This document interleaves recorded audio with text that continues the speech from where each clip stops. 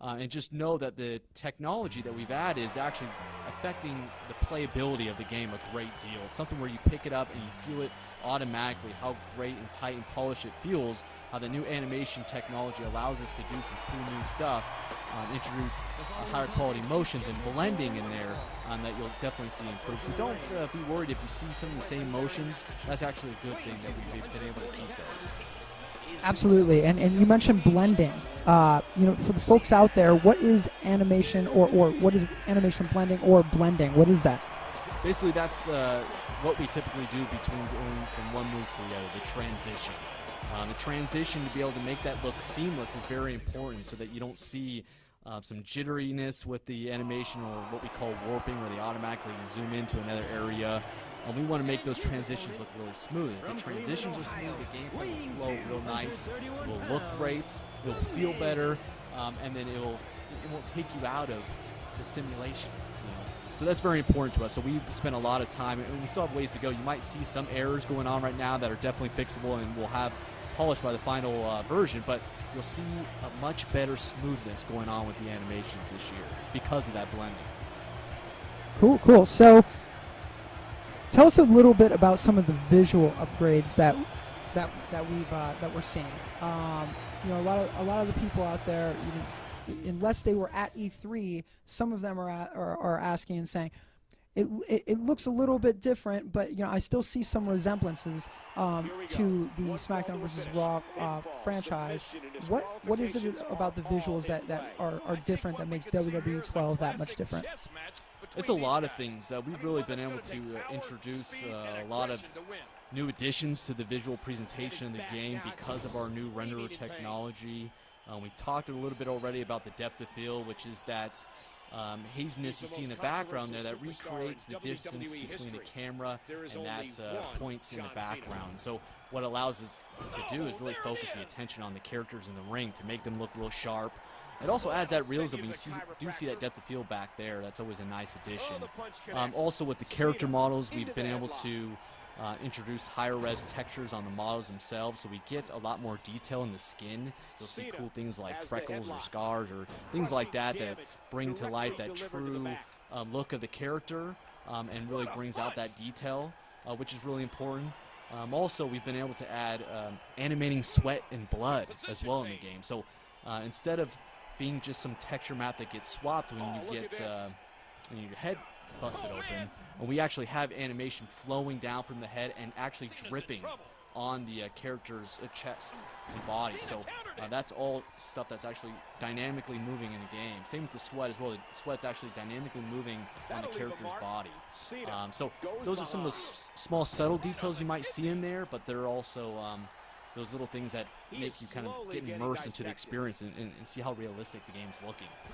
Also, we've added rope and mat physics as well, so when you see these big moves going on, you see the ring completely move and shake. It feels alive.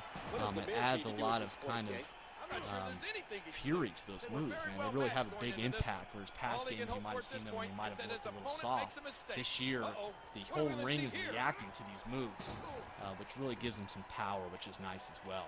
Those are just a couple things. We really do have a lot of additions with the renderer that we're happy about. But those are some of the most noticeable ones you'll see right away.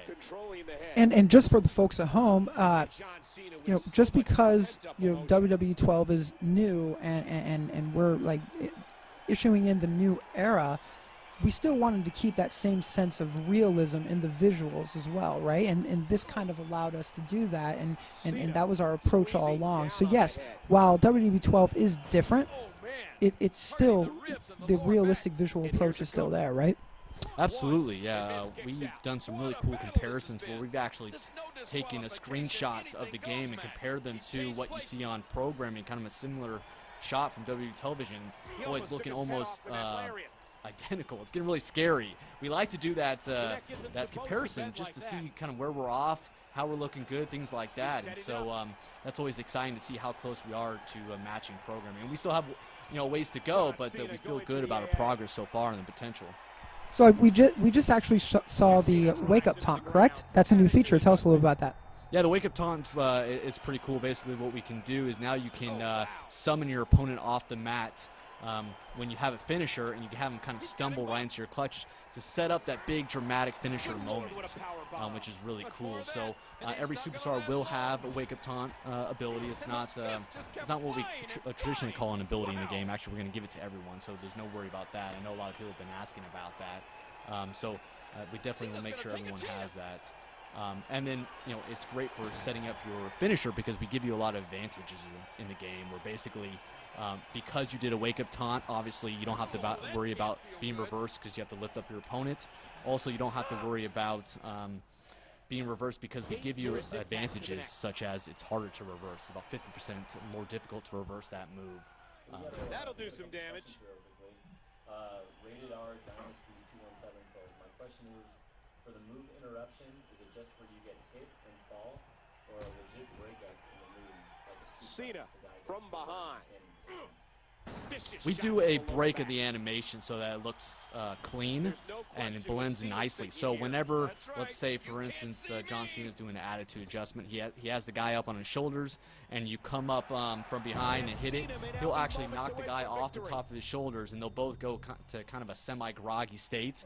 So we don't really transition to another move because that adds all these kind of complexities about does the guy have that move in his moveset and so forth, and making sure all those blend nicely. We do a nice little break animation for all those moves.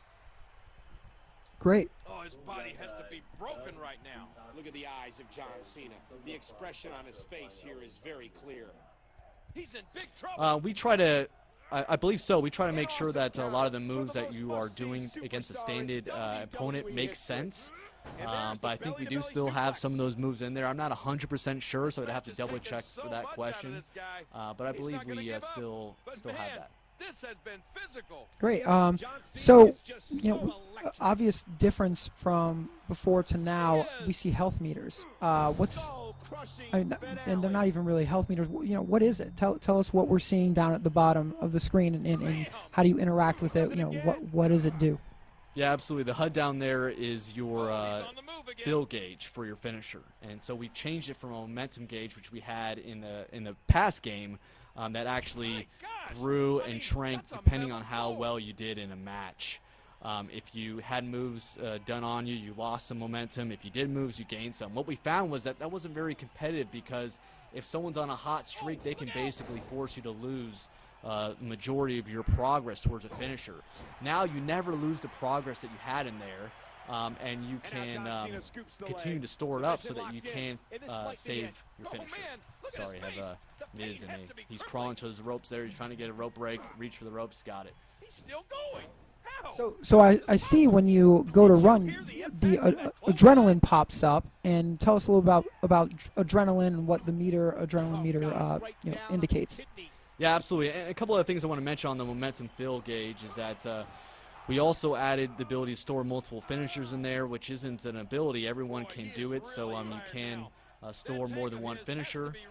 The adrenaline meter is a meter that kind of governs how long you can run for. Kind of similar to our stamina system in the past. Basically, as you're holding the run button down, your adrenaline meter will drain, and once you reach at the end there, you won't be able to run anymore. We don't do anything like make you fall down or anything that was kind of annoying in the past systems. What we do is we just force you to start walking at that point. Also, if you are being Irish whip, it won't take away from it as well. If you're Irish whip, you still will run even though your adrenaline meter is empty. So that is basically game designer Brian Williams' way saying to Greg Miller, "You can't see me," right? Yeah, absolutely. The whole purpose behind it was to reduce the spamming of run attacks and really to kind of govern that. Of course, if you don't like the adrenaline system, you can always turn it off in the options. We always give you that option. But it is something that kind of makes the experience more competitive if you do have a way to kind of govern that running spam. Cool. So you won again, and I know some questions that have come up are victory celebrations. Any new ones this year? And or are they mapped to superstars that correctly? I mean, not really correctly. That's a strong word, but so that it's believable. Of like say a bad guy wins. and I'm not going to use the actual other terms, but bad guy wins, and he like what's the are we kind of conscientiously, smartly mapping those this year, or what's going on with some of the winning celebrations? Yeah, I've read a lot of those comments about the